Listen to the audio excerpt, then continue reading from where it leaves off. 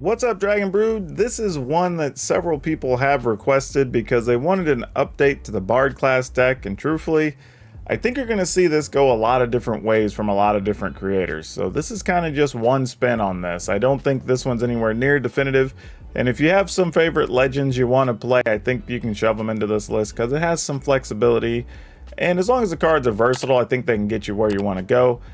But for now, here's going to be my take on the Bard class deck going into Innistrad Midnight Hunt Standard.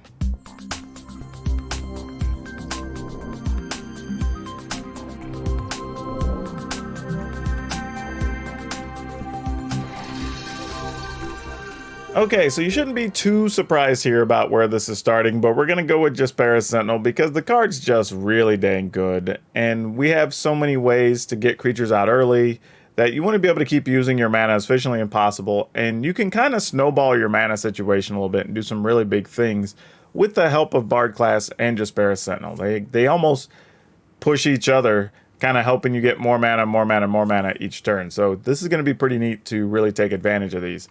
Obviously, we're playing Bard class. The class card here is really good in the sense that it makes every legendary creature cost 1 green, 1 red less. Not 2 mana less, but 1 red, 1 green specifically. Now, I will say this though.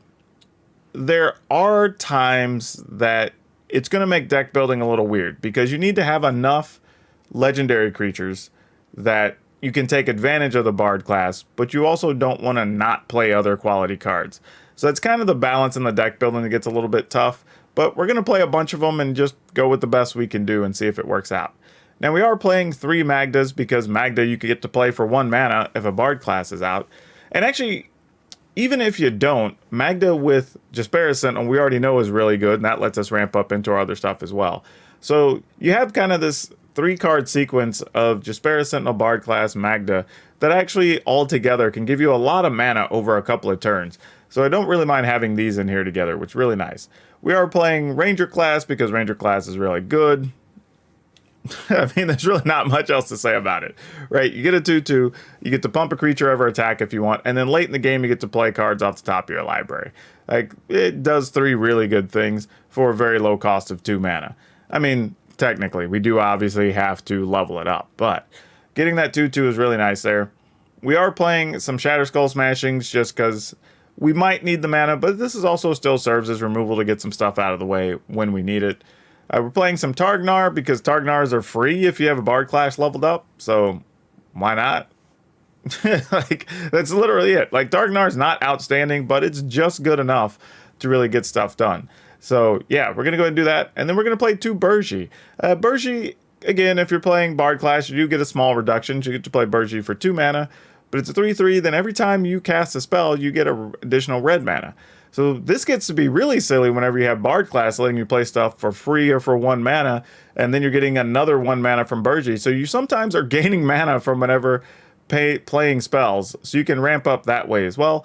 But if you're late in the game, you can also just play the backside and have the horn to where you can just start playing stuff and get access to playing another 2 cards by discarding stuff. So that's good too. So we're going to try Burji out and see how she fits in here.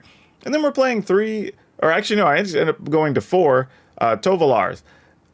And here's the reason, actually. I think I had 3 initially, and then I had the rationalization that, well, Ranger class actually makes wolves.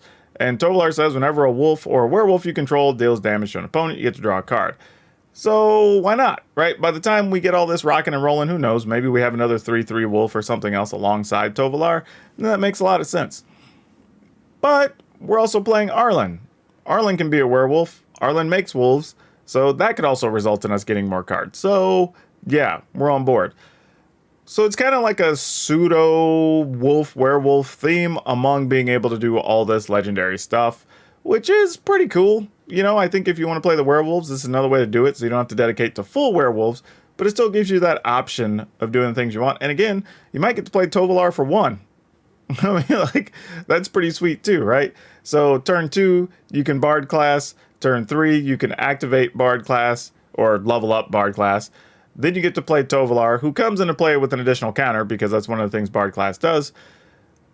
And you maybe have a Jaspera Sentinel, so now you still have access to another mana anyway. right? So there's a lot of little things kind of happening here depending on which way stuff goes. And again, I think it's going to be a little bit of a tough situation trying to figure out what's the best sequence to play things to make the most of your mana. We are still playing Eska's Chariot because Eska's Chariot's also legendary, so you can play it for 3 instead of 4, but being able to get 2 creatures, unfortunately not wolves, they're cats, really seems to be fine. I don't think it's a big deal to worry about, but does let you copy tokens, which is nice. And you have so many things making tokens that you're almost always going to have a way to copy something and just keep activating the Chariot, which is nice. Then we're also playing Wrenn and 7, which, by the way, your Planeswalkers are also legendary. So you can get Arlen for 2 mana. You can get Wrenn and 7 for 4 mana instead of 5 because you can take 1 green off the cost. So that's super awesome. But Wrenn and 7 does do a lot of things, letting you find extra cards, letting you make extra creatures. So we're going to see how good it is in here. I think Wrenn and 7 might be really just that good. I don't know it to be true, but I have a lot of lists already with Wrenn and 7, so I would not be surprised. If you're going to go ahead and spin the wild cards, you might as well do it. And then we have 1 Inferno of the Star Mounts. The reason I included this is sometimes you just need that big hit, right? Something that you can come over the top. It does have haste.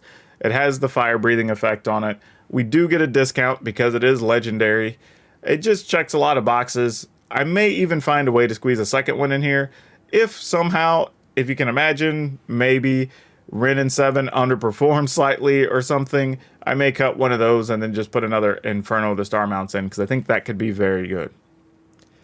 Then we have a full set of Crag Crown Pathways, 2 Den of the Bugbear. We're playing 2 Lair of the Hydra, 4 Rockfall Rockfall Veil. I'm going to do that a lot. Rockfall Veil. There you go. We're playing 4 of those, and then the rest are forest and mountains. Whew, that was a lot. Now again, for my money, I think the best addition or change we can make there is probably to get another Inferno of the Star Mounts in, because that's the one spot I could see this deck having an issue is if you kind of get gummed up on the ground, especially against other aggro decks, token decks, something like that. It could be a little bit difficult and problematic. So I'd like to be able to have something over the top as a finisher, and it's kind of the only real legendary dragon that's worth playing in this list. I mean, you could do something like, what's his name? The big 7/7 that makes all the treasure. But that's really too slow and doesn't really fit with what you're trying to do. But I will say this, also this deck does have some little tricks in its pocket because Bard Class and Ranger Class and Burji all have different ways of letting you play extra cards during the course of the turn, so you shouldn't really stall out too much and should have access to at least a lot of creature tokens, if nothing else. So the deck overall should have a lot of play both early game and late game, but you're going to have to really think about the order you play the things and what you hold back and what you don't, because I think those are going to be the real critical decisions whenever you're playing this deck. Now, again, let me know. Other cards maybe I should have considered for this list or that I should have ignored, or who knows what, let me know down in the comments. Also, if you want to talk about this deck or other decks or your other crazy ideas, come by our Discord because we have so much discussion happening about so many different things, and it's the best way if you want to get deck help leading into the new season, especially if you're trying to figure out what to do with those new cards you cracked open or maybe some wild cards you have and you don't know where to spend them. Come by, we can talk about it. And finally, don't forget, if you haven't, please take the time to like, subscribe, support, most importantly, share the content in your social circles and your social groups, because that's how you help your favorite content creators grow. That's all I have for you for now. We'll see you next time.